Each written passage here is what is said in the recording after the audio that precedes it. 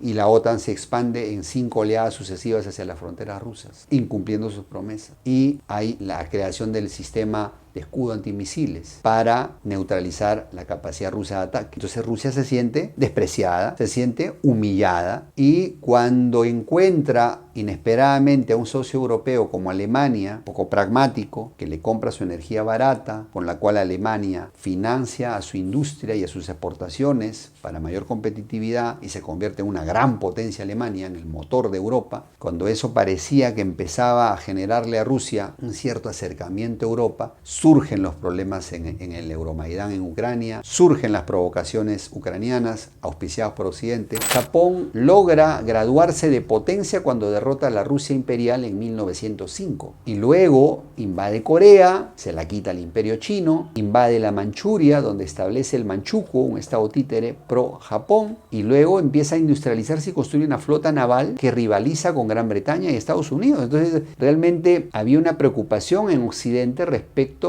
a la expansión de este imperio de color, de estos amarillos, como lo llamaban los occidentales, al imperio japonés. El Occidente está en negación, no quiere aceptar que el mundo cambió, pero para su mal, porque Occidente tiene una serie de crisis demográfica, crisis de migración, crisis energética, crisis económica, crisis de competitividad. Entonces realmente el panorama es sombrío para Occidente si no le bajan a la soberbia y empiezan a tomar conciencia. A inicio del siglo XX, el gran analista geopolítico Halford Mackinder nos explicaba la existencia de la isla mundial de Hetland, corazón continental, que básicamente estaba ubicado en Eurasia y que, digamos, Eurasia tenía una importancia tremenda en el planeta Tierra debido a la concentración de recursos que tiene, tanto naturales, riquezas, demográficos, etc. Y que aquel país que consiguiera dominar Eurasia estaba destinado a dominar el mundo entero. Y hemos visto justamente eso a lo largo de la historia, ¿no? Una pugna entre imperios marítimos, básicamente la periferia, versus imperios terrestres que han intentado dominar Eurasia. Desde los fenicios versus los romanos, los macedónicos versus los persas, desde los mongoles también, ¿okay?, en su imperio terrestre, y pasando por la lucha del imperio británico contra la Unión Soviética, ¿no? La Rusia imperial y luego la Unión Soviética versus los Estados Unidos, ¿no?, como poder marítimo. Y en este siglo XXI, al mundo unipolar que había conseguido Estados Unidos con su poder marítimo, le surge la rivalidad de Rusia y China como binomio terrestre continental en Eurasia. En este video vamos a analizar justamente eso. ¿Será esta guerra en Ucrania un intento desesperado de los poderes marítimos como Gran Bretaña y Estados Unidos para impedir que Rusia y China se consoliden como poder en Eurasia y por lo tanto los desplacen de la hegemonía mundial? ¿Será esta guerra en Ucrania una guerra existencial para el poder de Occidente? Quédate y te cuento más.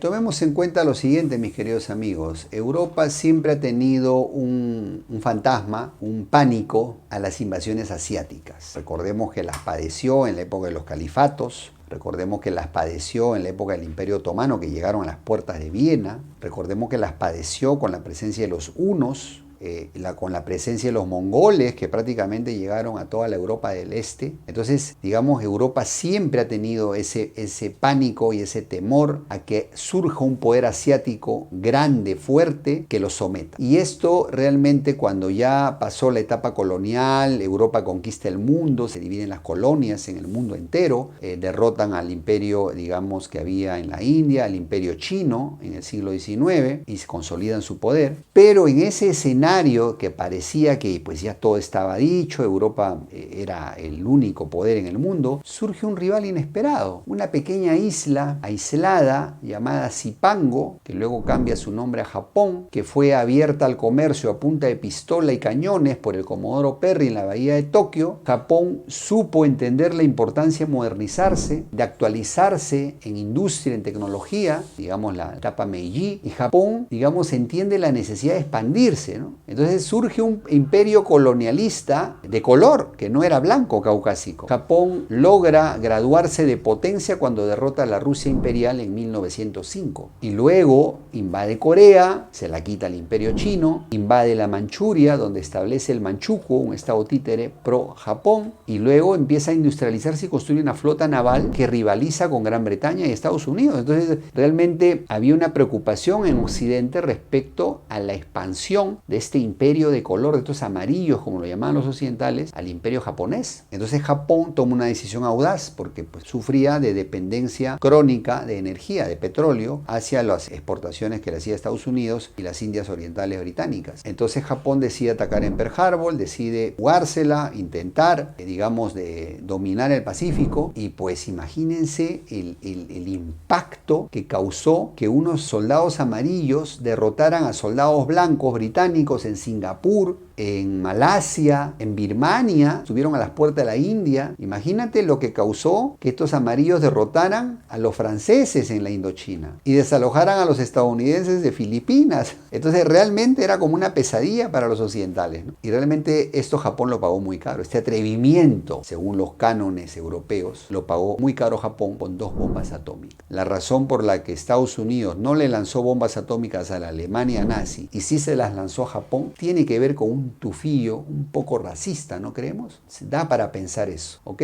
Pero como digo, esto reafirma este trauma que tienen los occidentales y esta política de Estado no escrita, implícita, de evitar un resurgimiento de un poder asiático que rivalice con ellos. Entonces, ese es digamos, el antecedente histórico. Vamos a la etapa de la Guerra Fría. El mundo se divide en 2 bloques: comunismo, capitalismo, Unión Soviética. Estados Unidos lideraban ambos bloques y prácticamente no había excepciones, salvo los movimientos no alineados, India, Indonesia, Yugoslavia, que se declararon neutrales, pero la gran mayoría de países estaban alineados, ¿no? O estabas con uno o estabas con otro. Y en Europa hubieron algunos casos de excepción muy notorios. Suiza, tradicionalmente neutral en los conflictos europeos, Suecia, Finlandia, se declararon neutrales. Y esto fue una política de décadas. Ni aún en los peores momentos de la Guerra Fría, con los conflictos que hubieron en Vietnam, en las Coreas, en Afganistán, esto se cuestionó. Era una política de Estado. Ellos no querían ganarse problemas ajenos. ¿Para qué? Ellos comerciaban con ambos bandos y prosperaban. Listo. Pero, oh sorpresa, a partir del año 2022 surge una histeria antirrusa en Europa, de la cual ahora sí se contagiaron los suizos, los suecos y los finlandeses. Y tú te preguntas, ¿pero cómo es posible? Si cuando el mundo estuvo dividido en 2, estos países se mantuvieron neutrales, y ahora por mucho menos, entre comillas, por una invasión a Ucrania, un país relativamente lejano, ahora sí se alinean con el bando de Estados Unidos. Tú dices, ¿pero qué pasó aquí? O sea, no tiene mucho sentido, ¿cierto? Entonces, realmente, ¿cuál puede ser la razón? La vamos a descubrir en los siguientes capítulos. Bueno, recordemos, sigamos avanzando. Año 91, colapsa la Unión Soviética. Rusia en ruinas. Tratan de, digamos, abrirla al libre mercado. Las transnacionales invaden Rusia. Se aprovechan de los despojos de las empresas estatales rusas. Rusia se vende a precio de banana. Rusia en declive. Rusia pierde totalmente su estatus de superpotencia. Rusia intenta hacer las paces con Occidente, consciente de su debilidad. Le dice, bueno, pues ya perdí, vamos a tratar de hacer las paces, voy a conceder la independencia a los países que formaron mi bloque. Eso sí, por favor, no me expandas a la OTAN a mis fronteras. Es más, Rusia sugiere la idea, le propone la idea a Clinton de unirse a la OTAN. Pero en todas esas propuestas, la respuesta occidental fue la soberbia, la arrogancia. No, pues no tengo nada que negociar. Y la OTAN se expande en 5 oleadas sucesivas hacia las fronteras rusas, incumpliendo sus promesas. Y hay la creación del sistema de escudo antimisiles para neutralizar la capacidad rusa de ataque. Entonces Rusia se siente despreciada, se siente humillada, y cuando encuentra inesperadamente a un socio europeo como Alemania, poco pragmático, que le compra su energía barata, con la cual Alemania financia a su industria y a sus exportaciones para mayor competitividad y se convierte en una gran potencia Alemania, en el motor de Europa, cuando eso parecía que empezaba a generarle a Rusia un cierto acercamiento a Europa, surgen los problemas en el Euromaidán en Ucrania, surgen las provocaciones ucranianas auspiciadas por Occidente,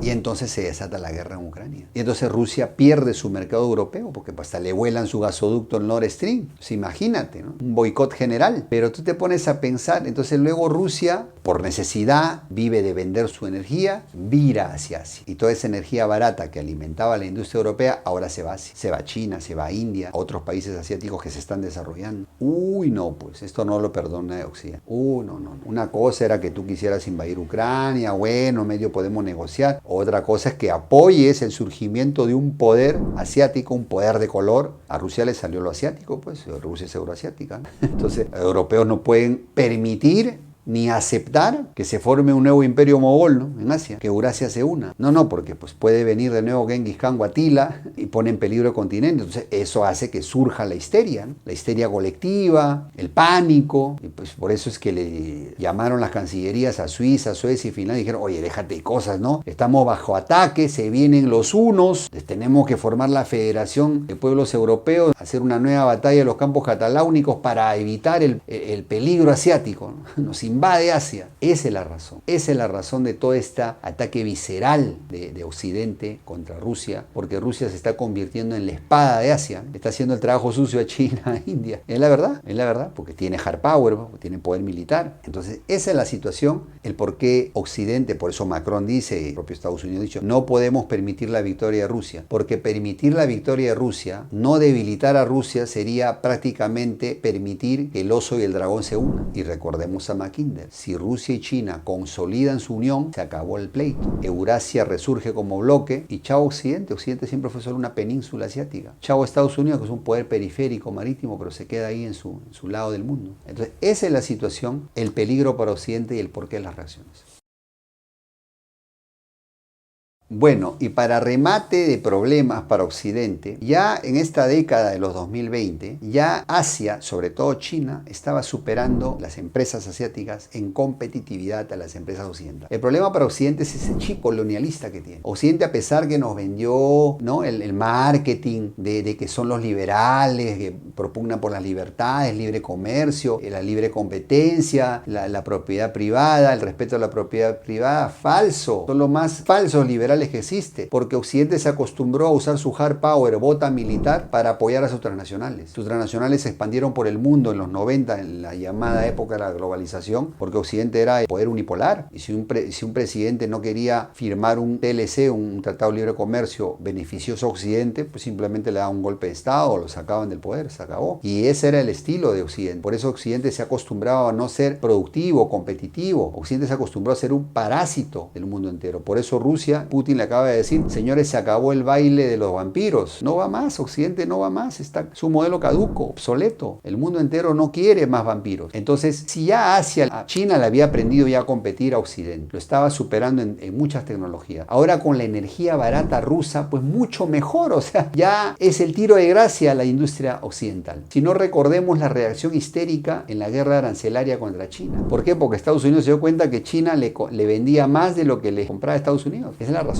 Por eso, pues, todas las sanciones a Huawei, le han privado de chip, le han puesto sanciones, le detuvieron a la ejecutiva, no querían que el 5G de Huawei se expandiera por el mundo. ¿Dónde está el respeto a la libre competencia, mis queridos amigos en Occidente? ¿Dónde está? ¿Dónde está el respeto a la propiedad privada? ¿No? Entonces, ¿de qué estamos hablando? Huawei les estaba por desbancar a Apple, y a pesar de estas sanciones, Huawei está resurgiendo con sus propios chips. Y luego vemos que, por ejemplo, TikTok le está dando en la torre a todos los otros aplicativos occidentales, Facebook, Instagram, YouTube, están de capa caída. Entonces ahora vienen las sanciones a TikTok. No, espía para los chinos, ¿no? Para que veamos cómo se las manejan estos liberales, estos falsos liberales en Occidente, ¿no? Y luego tenemos que Didi le ha dado en la torre a Uber, también lo mismo, donde ha competido y Didi ha prevalecido. Y luego vemos que Alibaba y Shein le están dando en la torre a Amazon, ¿no? O sea, hasta en su propio territorio, en el propio Estados Unidos. Y finalmente la joya de la corona, BYD, la empresa de autos eléctricos china, le está dando en la torre al famoso Tesla, de tal punto que el famoso Elon Musk ha ido llorando a los gobiernos occidentales para pedir medidas proteccionistas. Mira, el famoso Elon Musk, ¿no? ¿Qué tal liberal resultó, ¿no?, pidiendo medidas proteccionistas?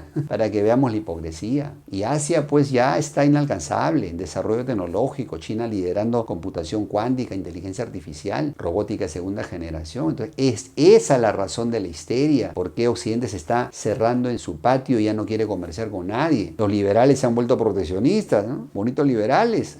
Y todavía siguen engañándonos en Latinoamérica que ellos son los representantes del liberalismo. Mentirosos, falsos. En fin, entonces por eso vemos esta situación y esta histeria, y por eso podemos afirmar que la guerra en Ucrania es existencial para Occidente. Si la pierde, adiós poder. Existe un mundo multipolar, pero ahora China y Rusia pueden prevalecer. Rusia con su hard power y China con su soft power. Binomio mortal para Occidente.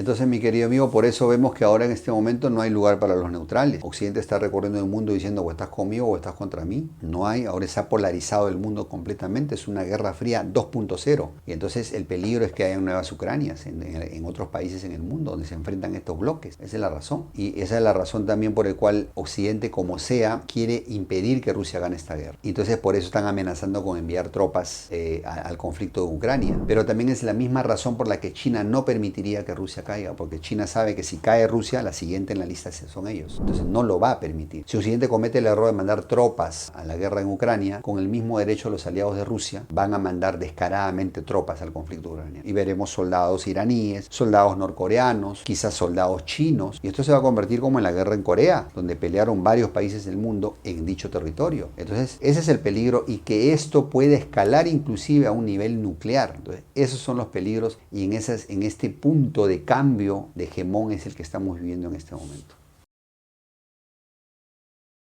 Bueno, y entonces, ¿qué realidad vivimos en este momento? El mundo en este momento ya tiene otro polo de poder, que es el binomio Rusia-China. Rusia con su hard power, China con su soft power. Y sus aliados, ¿no?, que son los BRICS. Versus el bloque anterior, que es Occidente, que es Estados Unidos y aliados. Y lamentablemente para Occidente, el bloque ruso-chino, según Mackinder, que controla Eurasia, tiene todas las de ganar. Tiene todas las de ganar. Entonces, realmente es una realidad en que Latinoamérica debemos entender y debemos comprender que nos conviene la neutralidad, conversar con ambos bandos, no alinearnos, no meternos en problemas ajenos, porque si no vamos a tener nuevas Ucranias aquí. Entonces, esa es la situación en este momento. Occidente está en negación, no quiere aceptar que el mundo cambió, pero para su mal, porque Occidente tiene una serie de crisis demográfica, crisis de migración, crisis energética, crisis económica, crisis de competitividad. Entonces, realmente el panorama es sombrío para Occidente si no le bajan a la soberbia y empiezan a tomar conciencia, y empiezan a cambiar su modo de hacer las cosas, ese modo parasitario que ha tenido Occidente. Empiezan a realmente abrazar el liberalismo y tratar de superar a Asia con competitividad, apostarle realmente al libre comercio, apostarle, digamos, a la libre competencia para mejorar su situación. No veo posibilidades, porque realmente es mucha ya la distancia que le ha sacado Asia, y esto es tendencia, esto no va a cambiar de un día para otro. Por eso la única salida, la peligrosa salida que tiene Occidente, quizás es una guerra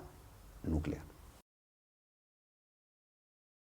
Muy bien, mi querido amigo, hermano en Latinoamérica, de esta manera llegamos al final de nuestro video con las siguientes conclusiones. Según Mackinder, los países que dominen Eurasia, la isla central, están destinados a gobernar el mundo. En este momento el binomio Rusia-China están construyendo ese poder en Eurasia. A lo largo de la historia ha habido justamente esa pugna entre poderes marítimos y terrestres. Estados Unidos triunfó contra la Unión Soviética, pero en este siglo XXI Rusia ha aprendido de sus errores y China también. Y en este momento, por necesidad, por interés, tienen una asociación contra un enemigo común que es Occidente. Realmente los están superando en todo sentido, le han sacado mucha ventaja, tienen más recursos, y la tendencia es a que Occidente pierda esta guerra existencial en Ucrania, donde se está jugando el statu quo. El mundo cambió, Occidente se niega a aceptarlo, y existe de hecho, de facto, un mundo multipolar, y que esto no va a ser más que, digamos, incrementarse. Occidente se está cerrando en sí misma con la esperanza de que nada pase y nada cambie, pero vive llena de crisis, como lo hemos resaltado. El camino para Occidente solo tiene dos caminos: el camino a bajarle la soberbia, la arrogancia, un poco de humildad, un poco de conciencia y reflexión, y abrazar el verdadero liberalismo, dejar el parasitismo de siempre y ponerse a trabajar en innovación para que sus industrias compitan con Asia y la superen en una libre competencia y en un libre mercado, en un libre comercio. Si no lo hace, el otro camino es la guerra, el camino aparentemente fácil, pero es que el poder Rusia y China no van a aceptar tampoco ceder. Y eso nos va a llevar a una escalada nuclear donde no va a haber ganadores ni perdedores. Rusia con su hard power y China con su soft power están destinados a ganar este pleito, y en Latinoamérica tenemos que aprender a ser pragmáticos, aprender a hacer, digamos, una política no alineada, neutral, comerciar con ambos, la ambigüedad estratégica que nos puede llevar a sacar provecho de ese enfrentamiento. ¿Para qué nos compramos pleitos ajenos? ¿Para qué nos convertimos en nuevas Ucranias? No hay que escuchar a los locos de izquierda y derecha, estos Zelenskis, color rojo